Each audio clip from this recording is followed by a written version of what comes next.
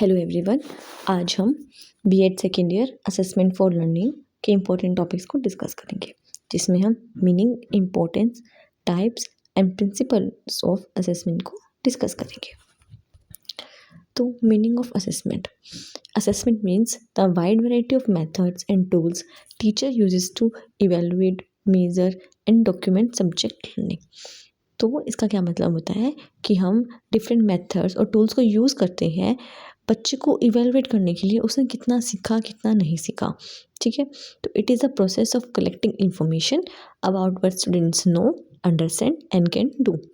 Examples के तौर पे समझते हैं हम कि पहले टीचर ने बच्चे को समझाया कि फोटोसिंथेसिस क्या होता है। अब टीचर ने कहा कि तुम अपने शब्दों में फोटोसिंथेसिस को समझा। तो इससे टीचर को ये पता चलेगा कि उस बच्चे को वो टॉपिक कितना समझ आया है, उसने क्रैम किया है या उसने समझा है। ठीक है, तो इससे ये समझ आएगा कि मतलब कि बच्चे को हम असेस कर रहे हैं। ठीक है, डेफिनेशन, आप एग्जाम में इनमें से कोई भी डेफिनेशन को कोट कर सकते हैं। It is a process of gathering and discussing information from multiple sources to understand what students know and can do. ठीक है, इम्पोर्टेंस, अब एग्ज़ाम में जब आपसे पूछेगा, जैसे प्रिंसिपल पूछा या टाइप्स पूछे, तो जो इम्पोर्टेंस है या जो इसके एडवांटेजेस वगैरह हैं तो आप ज़रूर मेंशन कीजिएगा फॉर 60 मार्क्स के क्वेश्चन के लिए। ठीक है, तो इम्पोर्टेंस क्या है असेसमेंट की, जैसे अब स्टूडेंट है, स्टूडेंट को इससे ये पता चलेगा कि वो किस टॉपिक में स्ट्रॉन्ग है और वो उसको कहाँ पे इम्प्रूवमेंट की ज़रूरत है।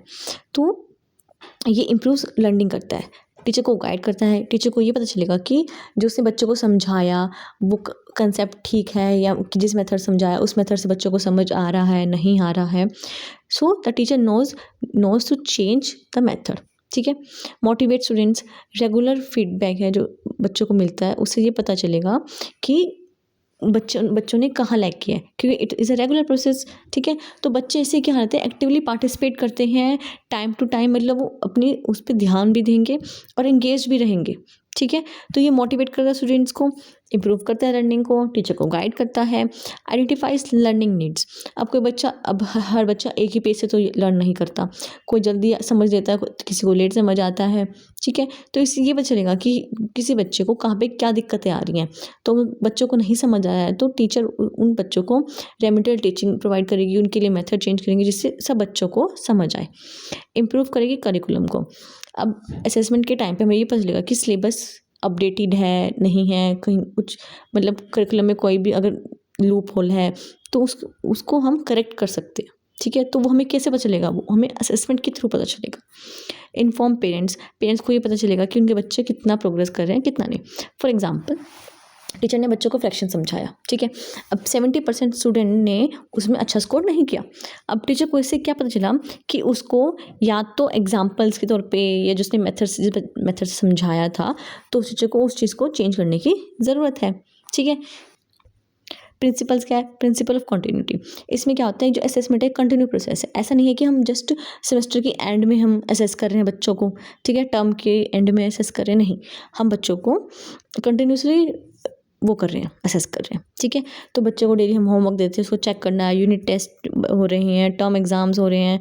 तो ऐसा नहीं है कि एक फाइनल एग्जाम ही हो रहा है बस, उसके बीच में हम बच्चों के प्रैक्टिकल्स भी लेते हैं, मल्टीपल चीज़ें होती है जिससे हम पता चलता है कि बच्चा मतलब इम्प्रूव कर रहा है या नहीं कर रहा, समझ रहा है नहीं समझ रहा। प्रिंसिपल ऑफ कॉम्प्रिहेंसिव, ऐसा नहीं है कि हम सिर्फ सब्जेक्ट मतलब थ्योरेटिकल ही बच्चों को पढ़ा रहे हैं। ठीक है, उसमें क्या होता है कि हम उसमें ओरल, रिटर्न, ऑब्जेक्टिव हर तरह से हम बच्चों को असेस करते हैं कि उसके कंसेप्ट क्लियर हैं या नहीं है। प्रिंसिपल ऑफ कंप्लीटनेस, इसमें हम बच्चे को ओवरऑल ही असेस करते हैं, एकेडमिकली ही नहीं सिर्फ, जैसे फिजिकली, मोरल, सोशल, कल्चरल, हम बच्चे को ऑल एस्पेक्ट से असेस करते हैं। फॉर एग्जांपल, अब हम बच्चे के बिहेवियर से भी मार्क दे रहे हैं कि बच्चे का बिहेवियर कैसा है क्लास में, टीम वर्क में है या नहीं है, स्पोर्ट्स में कैसा है बच्चा, तो हम बच्चे को ओवरऑली असेस कर रहे हैं।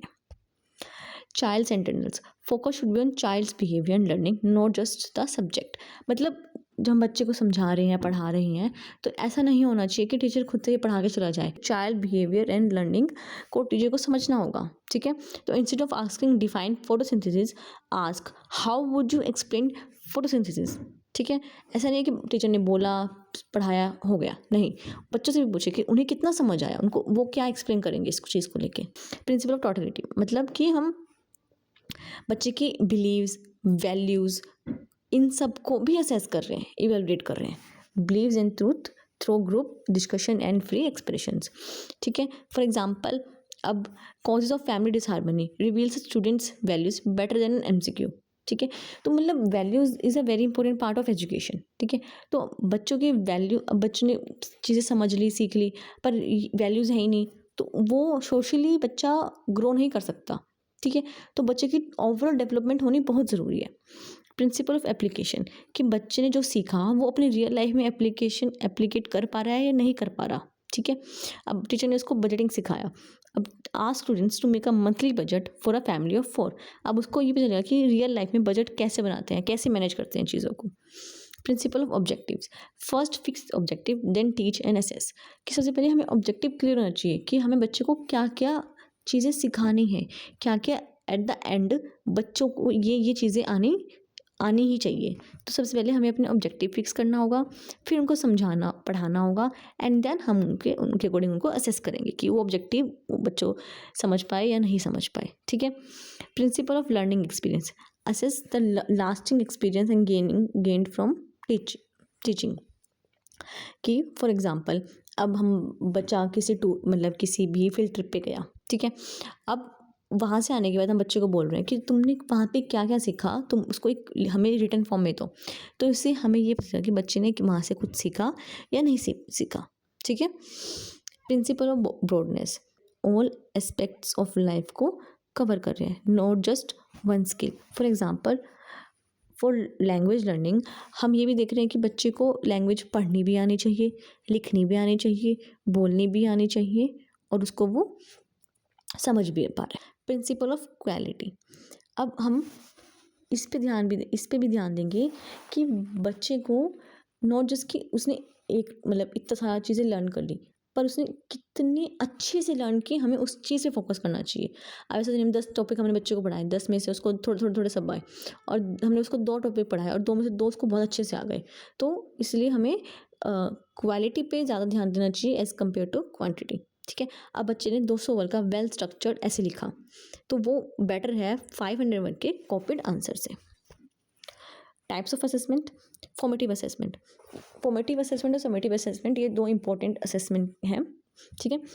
फॉर्मेटिव इज़ ऑन गोइंग, कि अभी टीचिंग का प्रोसेस चल रहा है और उसके बीच में हम बच्चों को असेस कर रहे हैं, ठीक है। That is formative assessment. Summative assessment कि हम एंड में हम असेस कर रहे हैं बच्चों को, ठीक है, फाइनल एग्जाम के थ्रू पे, एट द एंड टू जज फाइनल अचीवमेंट, कि उसने अपने ऑब्जेक्टिव को अचीव किया या नहीं किया।